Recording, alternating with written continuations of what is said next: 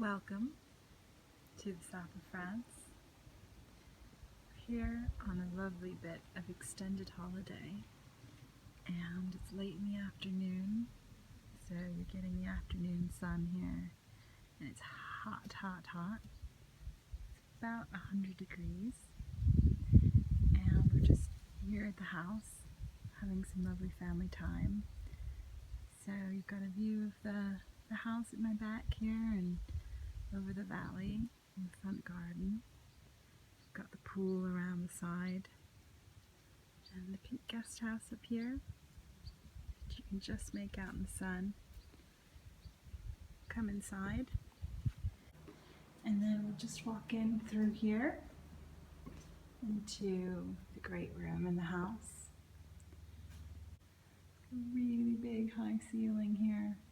And the views out this room are pretty spectacular.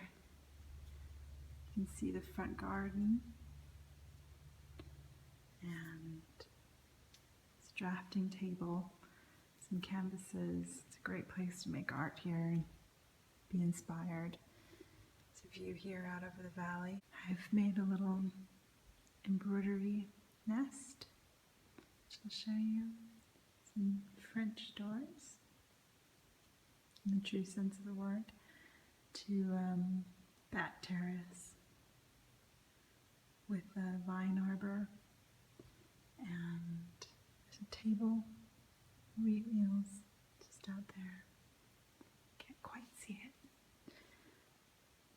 I'm going to be whispering a bit because the baby's sleeping. And here's the little spot that I've set up where I've been doing some embroidery. And I've been doing some ribbon work, so I thought I'd show you that. And this started from a monogram class that I did at the Royal School of Needlework, which was wonderful, a ribbon monogram class. I'd recommend it.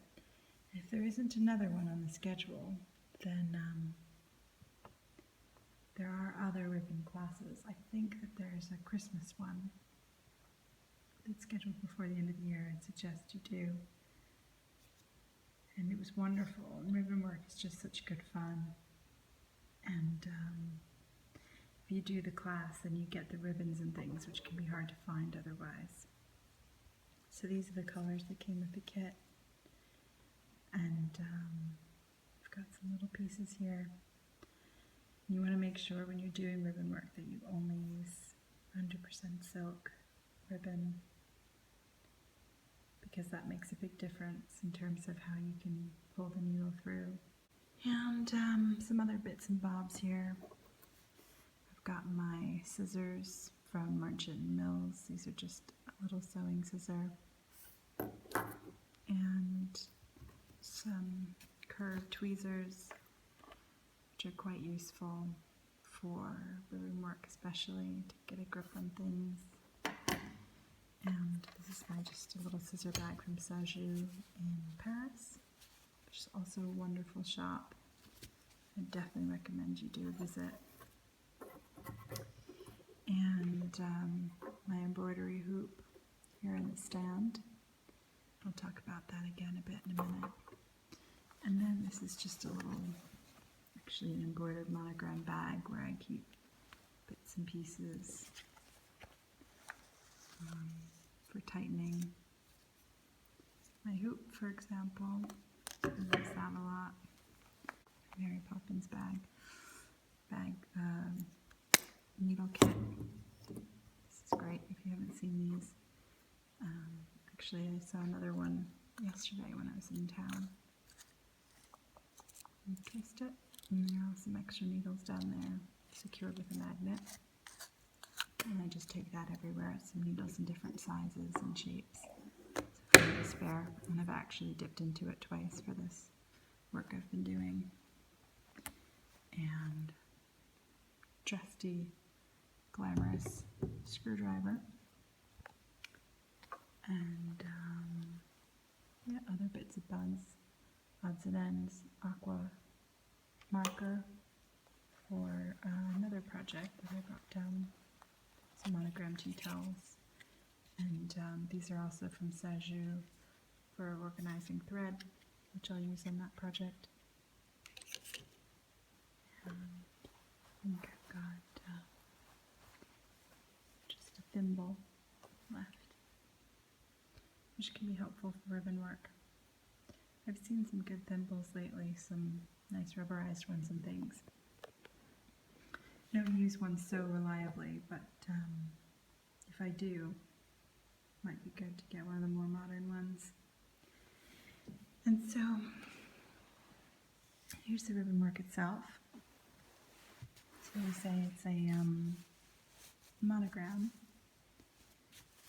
that I'm just going to back on a board and put in house. And you can see it's just different types of flowers. And this is the main part of the flower.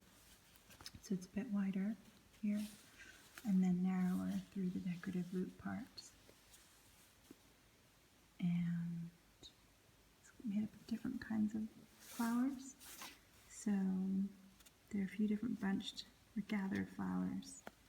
There's this one, and this one. They're all three different types. And this is a woven rose. This is a wrapped rose. And then there's also silk knots and chain stitch and straight stitch. And it's mostly in varieties of pink, and there's this deep burgundy which is used to accent, and then a really sort of soft spring green which is used for leaves and things. And then to help me work it, I use these, which I think I just got on Etsy, some magnetic needle holders. This one's quite strong and good. Actually, I got this one in the Royal School of Needlework gift shop. And this one I got on Etsy, which is not quite as strong. So I've started to work the C here. And just getting the big floral elements on now. So it just kind of looks like a straight line of them. But I'm going to do the strong elements in the C shape around here. And then I'll do smaller elements on this part of the curve here in the loop, which are really sort of decorative parts. And then I'll fill in with chain stitch and straight stitch and leaves and things to pull it all together as in the F. It's been really fun to work, and I find ribbon work is just a bit easier for things like car rides and bus rides when you might be moving around a bit. It's not quite as exacting, and it's pretty quick to do. So it's been great for long car rides. We had a long drive to get down to the south of France, and we're going down to Spain for a little bit, and then we'll have a big journey back. So I brought a fair amount of embroidery to do, but I just love doing the ribbon work, like I said, when this is over. I have some ideas for sort of an epic ribbon work project that I want to do, and I'll definitely show you guys that as well. So I don't have a great setup here to show you how to do the stitches themselves, but I will try to do that in another video. And I'll also show you some of the books that I like for ribbon work. In fact, I'll try to do that now in a short separate video, the books anyway, so you can see some of the techniques. And then another time when I have a better camera set up, I can show you some of the actual stitches. Not that mine are perfect by any means, but that's one of the nice things about ribbon work, is it's quite forgiving. I'd say one of the mistakes that I made on this project was just in the layout of the letter. So you'll see I'm really kind of working up to the left-hand corner here on the piece of the fabric, and I really laid it out a bit quickly, throwing the F kind of in the middle and then adding the C up to the side. And I should have done the F farther down here. Because one of the problems I've had is that I first put this on the loop to do the C, it was really kind of clipping into the side of the F there. And that's because on this standing loop, it's got these quite thick sides. So, and also it was quite big. And so it's clipping off to the side of the fabric here too. And luckily here in our town in the south of France, there's a couple really good sewing shops, because this is an area where a lot of older women still sew, not just as a hobby, but in a way that's practical. You know, if they want to have beautiful curtains or a tablecloth or clothes for a grandchild, they sew and they knit the way they've always done, the way they were taught. And so for a town where we struggled to find one sunglasses shop in the bright sun, I found 3 sewing shops, and they had a whole section of embroidery. I went to look at the threads because I was really excited to see if they had some of the French thread companies, like Laine Saint-Pierre and things like that you can get at Sajou. It's very expensive at Sajou, and anyway, I wasn't successful. I used all DMC cottons, silks, and wools. I was really amazed, all DMC. Anyway, and equally on their sewing threads, they use Coats, which I believe is a British company.